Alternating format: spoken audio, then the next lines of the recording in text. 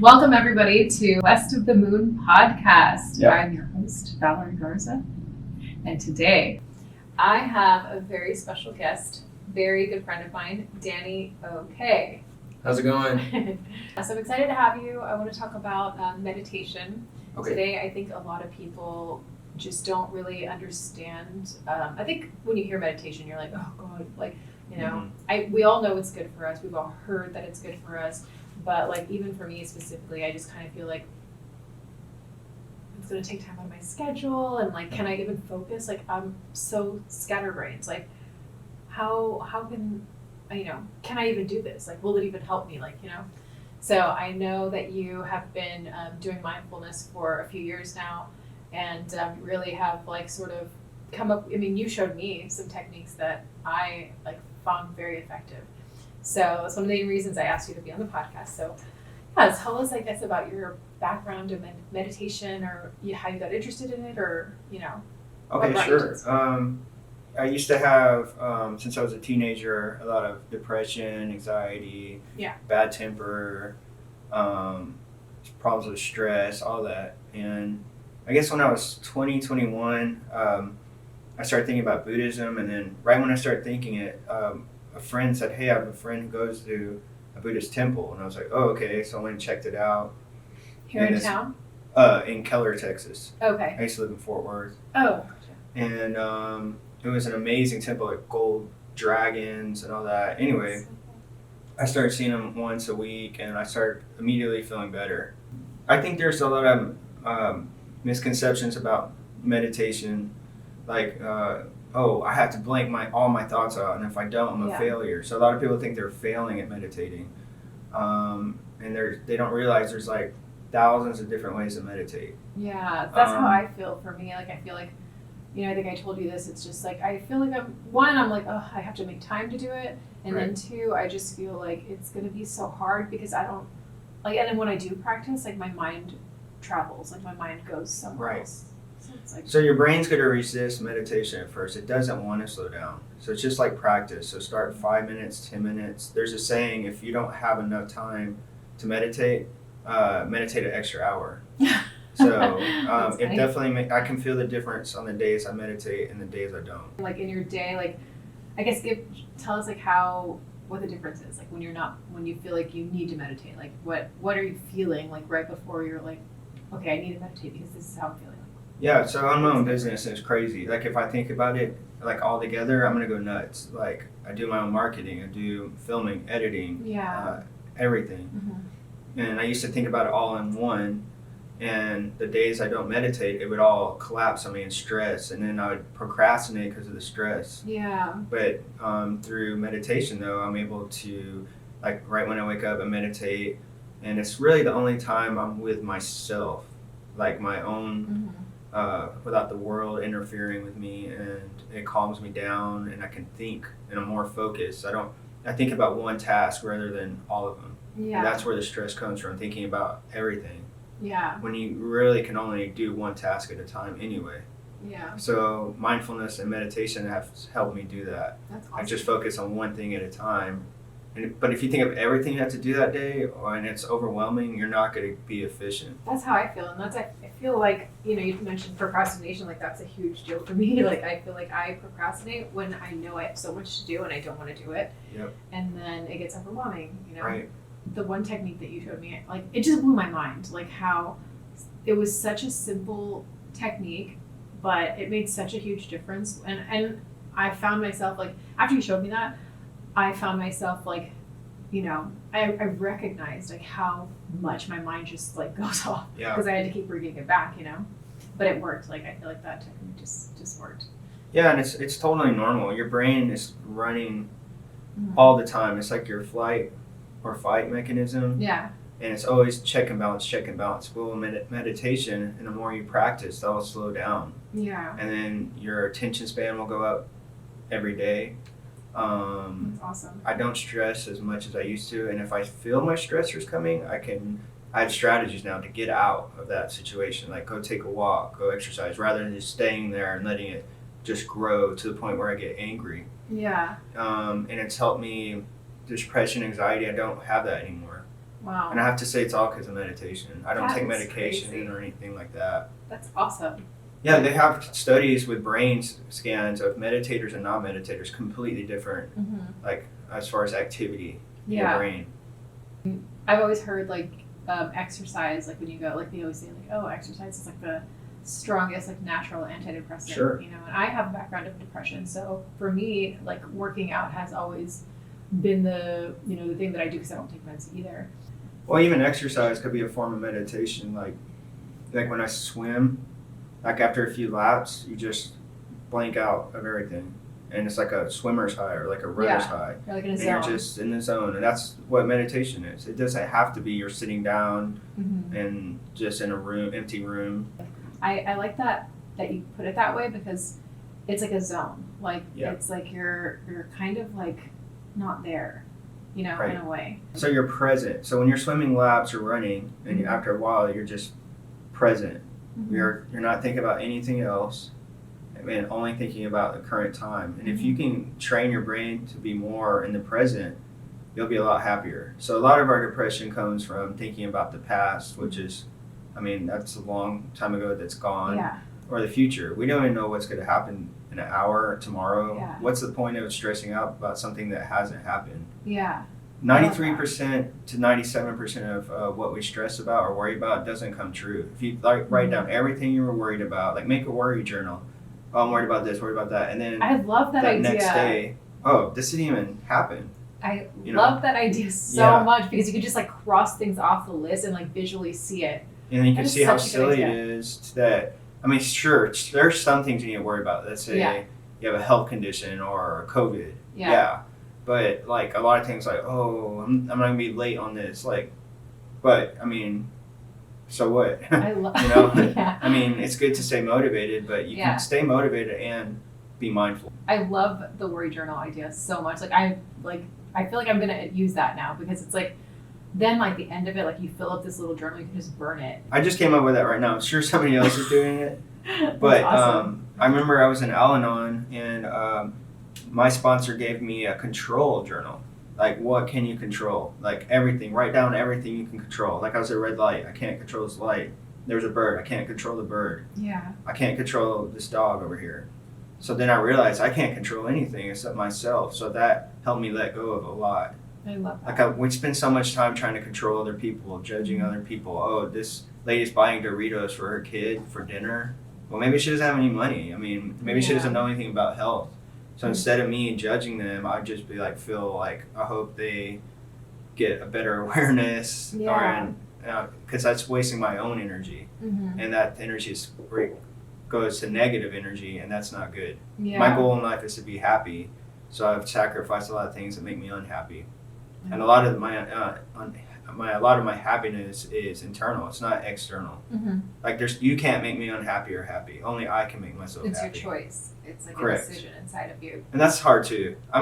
Mindfulness and meditation doesn't make you a superhuman. Yeah. And a lot of people think that, like, oh, you do mindfulness, you shouldn't think like this. I'm not a superhuman. You're a human being. Yeah, I still have issues with stress, but I'm more resilient. Yeah. Like, for example, stress would affect me for hours, but now if I get stressed, it's like minutes, and then I'm back to normal. Wow. So what would you say, like, for people that are watching, like, what is the difference between mindfulness and meditation? My opinion is that people are using mindfulness a language more often because meditation, that's a foreign thing. We shouldn't be doing that. But is it the same thing, or? It's very similar. Whereas mindfulness, I guess a good definition is living in the present with a non-judgmental attitude toward yourself. Okay. So you're learning not to judge yourself, to love yourself, to be more caring. And then when you start doing that, you start caring about others more.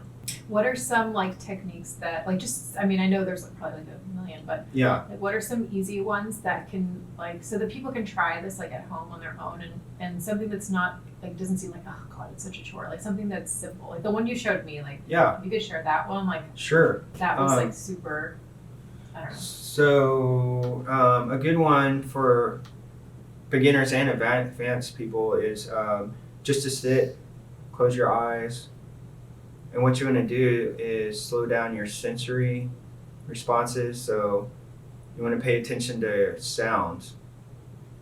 Like here, identify 3 sounds around here, and then try to identify 3 sounds maybe outside. And because you're listening to things, you're living in the present now. And then It's so crazy, Yeah. like, not to cut you off, but like when you do that, it is so crazy, like how you just forget everything else. Like Yeah. because you're just focused on the sound, Right. like everything else just goes away.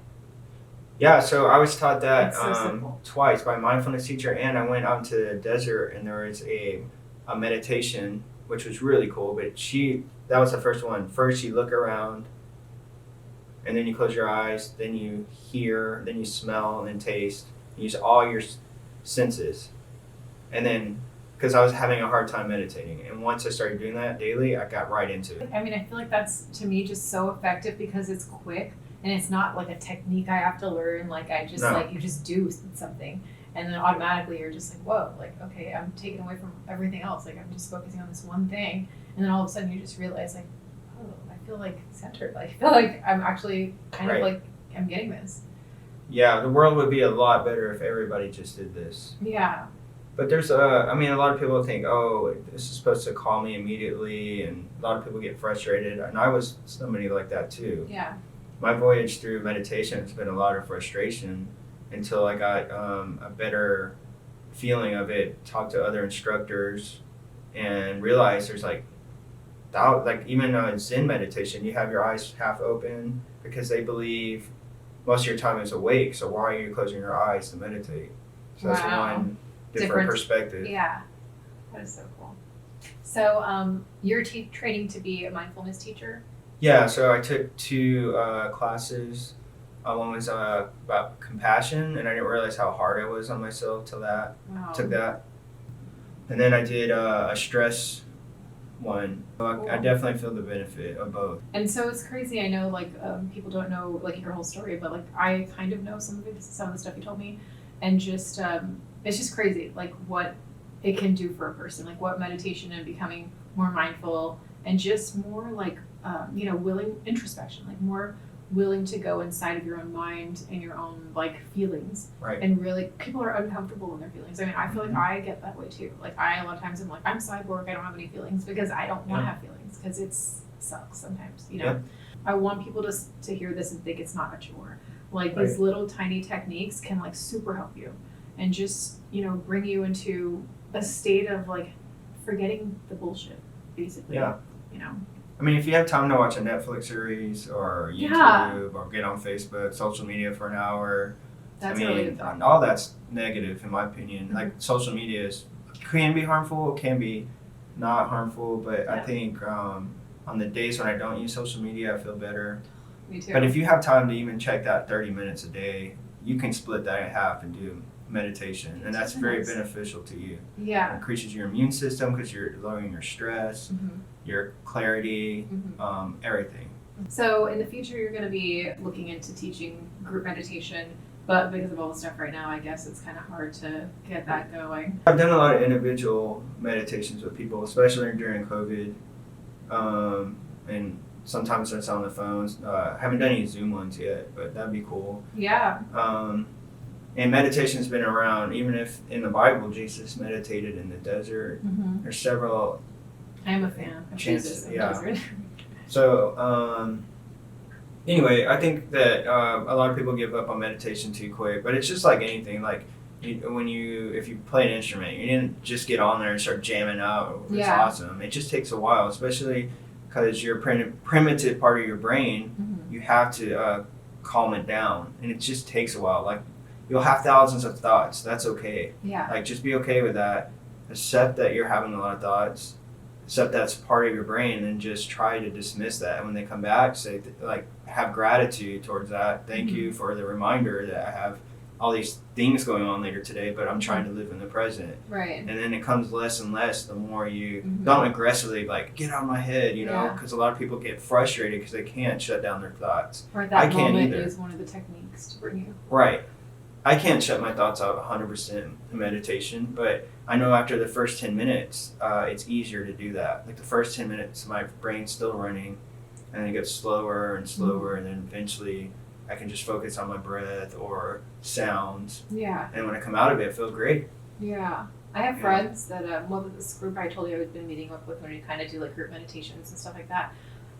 And like I know that like a couple of the members of the group can sit and meditate for like an hour or more at a time, and I'm like, how? So I know more people are getting into mindfulness. I see books and magazines at the grocery store all the time. Yeah. So that's good. I know a lot of females are getting into it. Maybe guys aren't more into that as much, but I see a lot more guys getting into it as well. I wish they would, you know. I feel like there's a lot of, I'm starting to see it less and less, but like a lot of us, I mean, I know that I even probably did at some point in my own family, like grew up with some level of toxic masculinity. It's like you expect the men to be this certain way, but it's just unhealthy to expect, you know, men to bear this huge load of everything. And like these men feel that, a lot of men feel that they have to, and like, you know, they're not telling anybody about their stress. And like, you know, I think there's a statistic, like a suicide statistic of like men being like higher or something like that. I can't remember the statistic exactly, but it's like,